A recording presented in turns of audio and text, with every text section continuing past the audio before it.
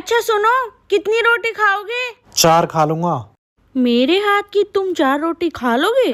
क्या हो गया है इसको? वैसे भी आजकल ये मोटी रोटी बनाने लग गई है। ऐसा करो 3 बोल देता हूँ। चलो तो 3 बना दो। देख लो फिर नहीं खाई जाएं, रोटी बिगड़ के जाते हैं फिर। अरे यार फालतू में क्यों टेंशन पालना है, वैसे भी आज मुझे भूख कम है, 2 ही रोटी बोल देता हूँ। ऐसा करो तुम 2 बना दो। ठीक है 2 रोटी बना देती हूँ, पर दोनों खानी है, आजकल खाना छोड़ देते हो। लग रहा है आज बात रोटियों की नहीं है, सिर्फ आज इसका लड़ने का मन है। ऐसा करो तुम 1 बना दो बस। तुम्हारी 1 रोटी के लिए आटा गूंथूंगी क्या मैं? वेली समझ रखा है।